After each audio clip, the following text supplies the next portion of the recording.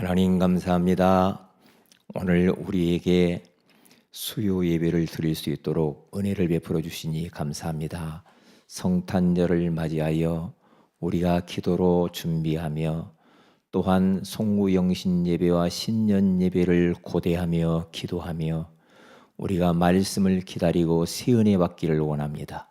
성령으로 충만하게 하여 주옵시며 우리가 한 해 동안에 붙들고야 될 언약의 말씀, 기도 제목과 방향과 목표를 우리에게 말씀을 통하여 가르쳐 주옵소서. 오늘 이 시간에도 우리에게 말씀하여 주옵소서. 주 예수님의 이름으로 기도합니다. 아멘. 빌립보서 4장 2절입니다.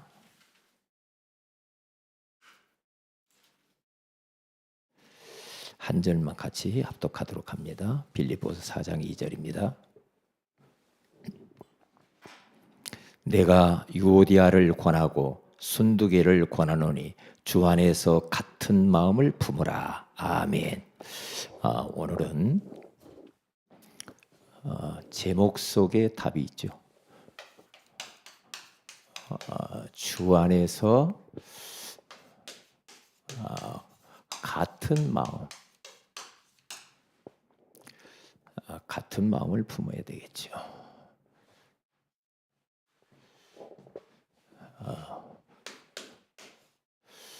먼저 우리가 중요하게 생각해야 될 것은 빌립보 교회를 통해서 우리들은 주 밖에서 같은 마음을 품으면 그 교회는 무너지게 돼 있죠. 우리 인생도 그게 무너지게 돼 있습니다. 그러니까 주 안에서 같은 마음을 품는 게 중요하죠. 성경 속에 가서 봐도 주 밖에서 자꾸 같은 마음을 품고 불신앙하고 불평하고 원망하고 그렇게 했던 사람들은 다 무너져 버리고 하나님과 멀어져 버렸죠.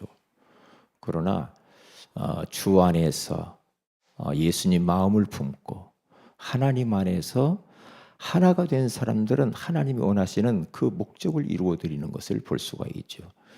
그렇기 때문에 우리들은 무엇보다도 뭐가 중요하냐면 하나님의 말씀을 딱 붙잡고 이렇게 기도해야 됩니다.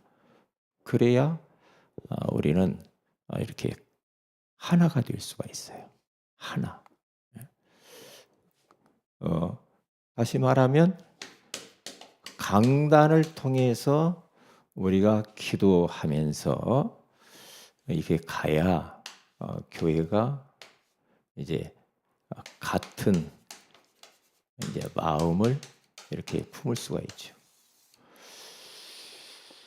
한참 우리가 어떤 괴리감에 잡혀 있었냐면은 어떤 사람은 우리 교회 안에 속해 있으면서도 포럼을 하면은 다른 교회 강단 말씀을 가지고 와서 이야기하는 사람이 있어요.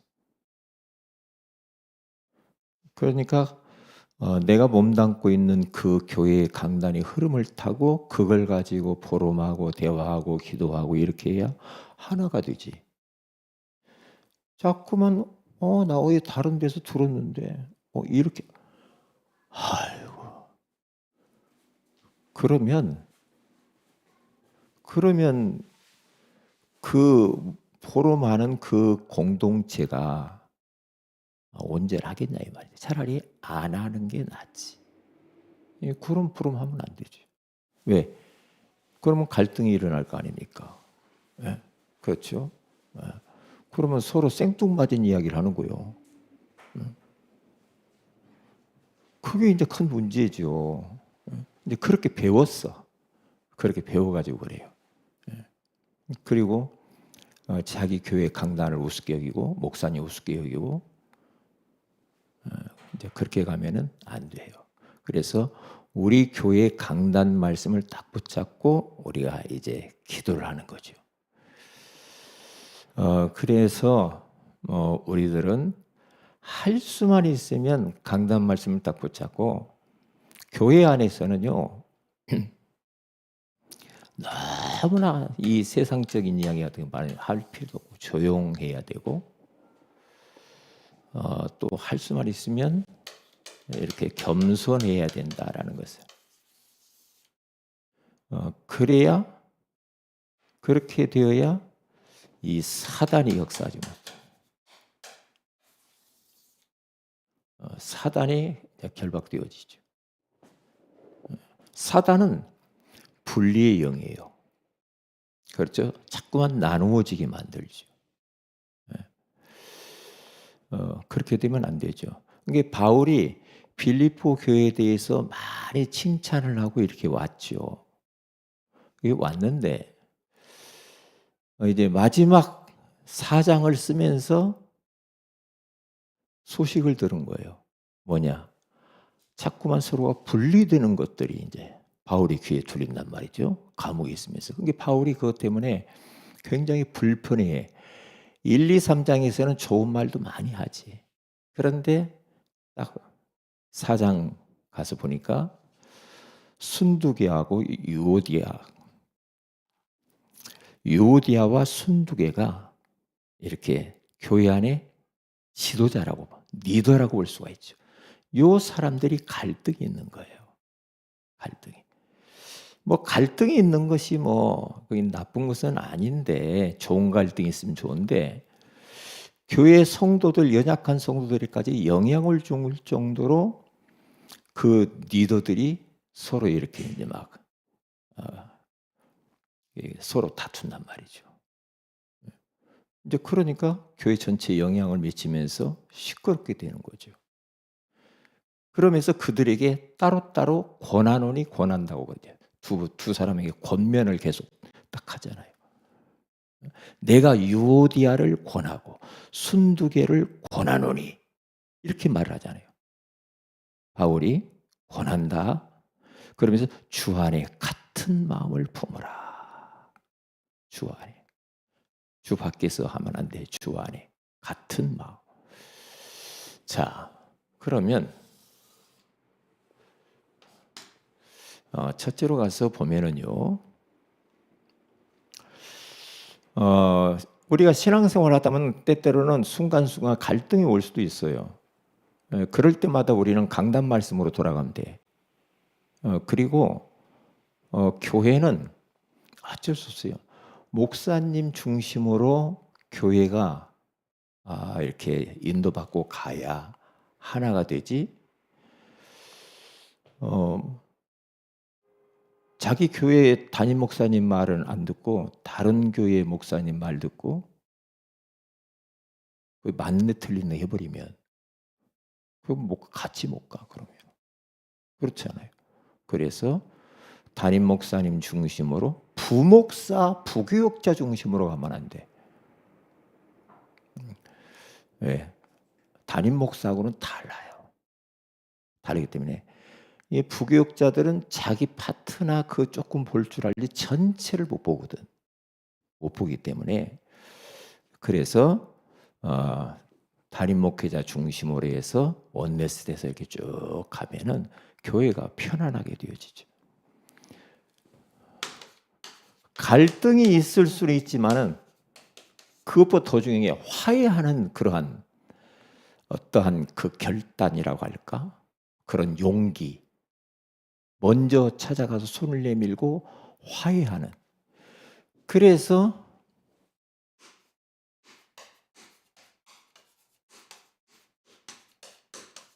같은 마음을 품도록 이렇게 딱 화해를 해야 돼요.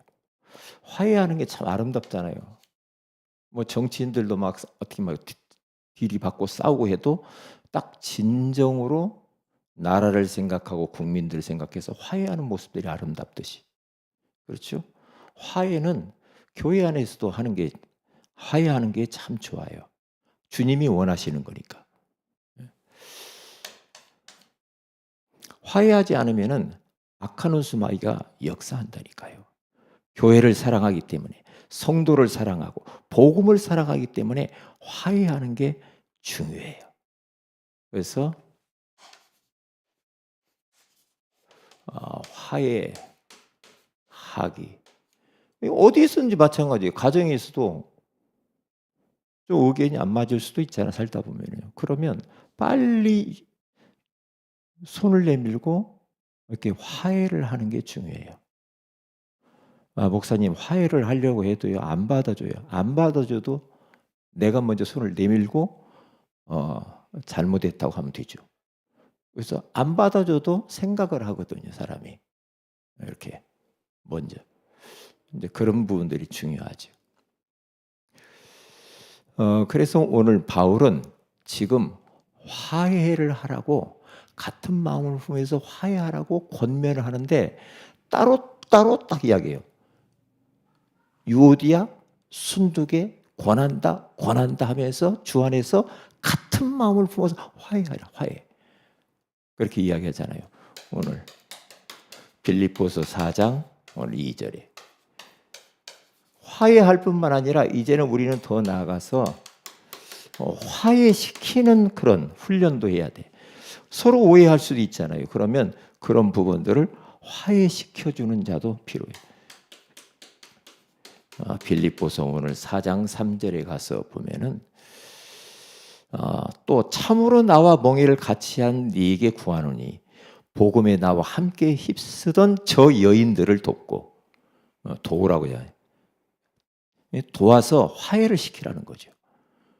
또한 글레멘더 그 외에 나의 동력자들을 도우라. 자꾸 돕고 도우면서 이렇게 화해시키라. 왜냐? 우리 이름들이 다 생명책에 기록된 주 안에서 함께 하나님 자녀가 아니냐. 이게 화해시키는 거. 화해시키라 하니까 더 막 갈등이 일어나게 막 말을 하는. 그러면 안 되지.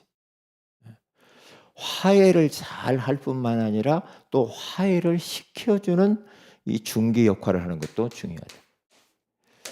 이게 마태복음 5장 23절에서 24절에 가서 보면은 하나님 앞에 가서 예물을 드리다가 형제하고 원망들을 많이 있는 일이 생각나거든 예물을 두고 가서 화해하고 와서 예배를 드리라 그러잖아요. 왜냐?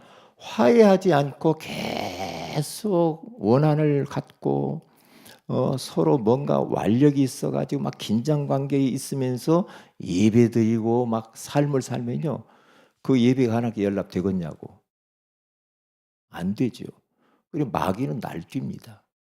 마귀가 날뛰기 때문에 그래서 흑암을 꺾기 위해서도 그렇게 해야 돼요. 우리는 화해하는 거 이렇게 잘 하고요. 자, 그리고 두 번째는요. 성경 속에 가서 보라니까요. 성경 속에 이제 기적들이 언제 일어났는가 보면은요.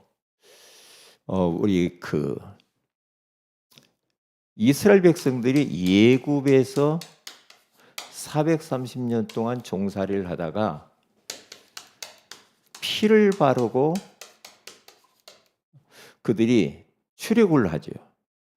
그게 바로 출애굽기 12장 13절과 27절에 가서 보면 28절에 가서 보면은요. 피를 바르라. 좌우인방과 모설지 모세를 통해서 피를 바르라 이스라엘 백성에게 선포하니까 그들이 원내스 되어져 가지고 전부 다 피를 다 발라요. 28절에 가서 보면 백성들 다 피를 발라.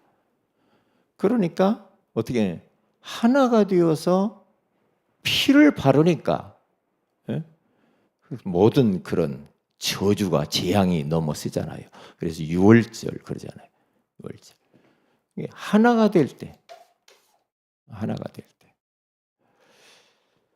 하나가 안 되면 참 진짜 힘들어요. 너무 힘들어요. 하나가 안 되면 이게 조금 서로가 부족해도 하나가 되고 좀 가난하고 헐벗고 못 살아도 가족끼리 하나가 되고 자꾸 그렇게 돼야 돼요. 나라도 하나가 돼야 되고 나누어지는 것은 좋은 건 아니에요. 왜냐? 성경에서 그렇게 가르친다니까요. 복음으로 딱 하나가 되고. 그래서 사실 보면은요. 예굽에서의 400년의 노예 생활했던 이 400년의 문제가 언제 해결되는가? 하나 되어서 복음으로 하나 되어서 피 바를 때 일어난단 말이에요. 이런 문제들이 해결돼. 그 다음에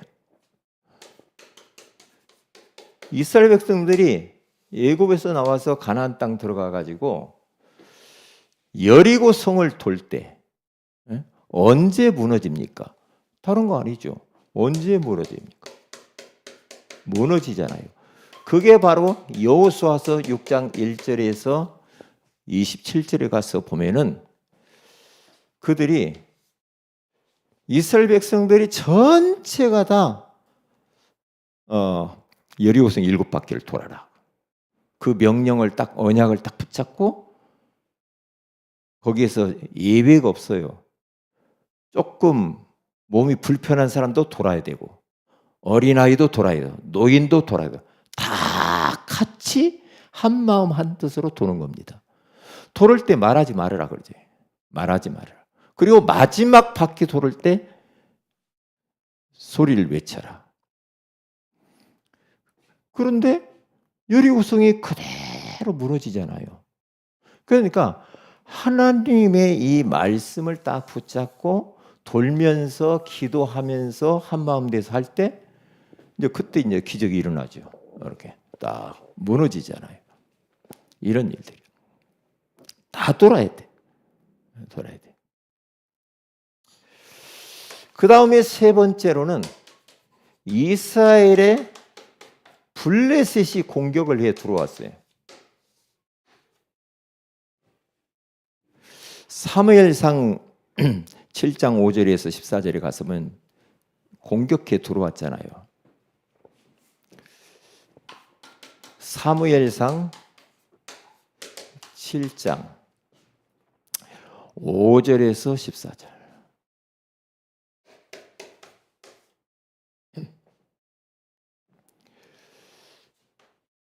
들어봤을 때 그들이 미스바에 모여가지고 회개하고 우상을 버리고 그러면서 원내스 되어서 하나님 앞에 막 기도할 때 그때에 하나님이 블레셋을 꺾어버리. 그러면서 에벤에셀의 그런 하나님이 여기까지 우리를 도와주셨구나. 이게 원내스 되어서 진짜 언약적 원내스 되어서 그들이 하나가 되어질 때 이런 일들이 벌어진단 말이죠. 그런 거 이게 같아요. 그런 것 같아요. 자,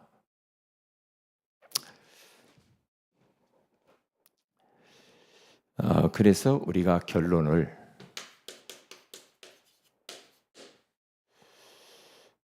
어떻게 해야 되는가? 항상 말씀 중심.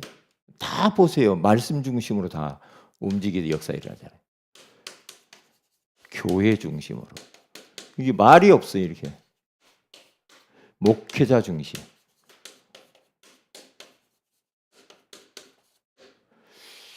만약에 목회자 중심이 안 돼버리면요. 어떤 일이 벌어지냐면 자꾸만 어떤 힘 있는 사람, 지식이 있는 사람, 좀 뭔가 좀 뛰어난 사람 중심으로 교회가 움직인다고 해보세요. 그러면 어디로 가겠어요? 어디로 가겠냐고. 이상한 데로 가겠죠. 그러면 안 되거든요. 이렇게. 이게 곧 하나님 중심이거든요. 이렇게 가면 돼. 이게 말씀 중심, 교회 중심. 어떻게 하면 교회를 살릴까? 어떻게 하면 교회를 위해서 내가 무엇을 헌신하지? 이렇게 하면서 가야지. 이야, 교회가 뭐고 소용없어. 자기 기분이 많아. 소용. 야, 이 마귀 역사들이.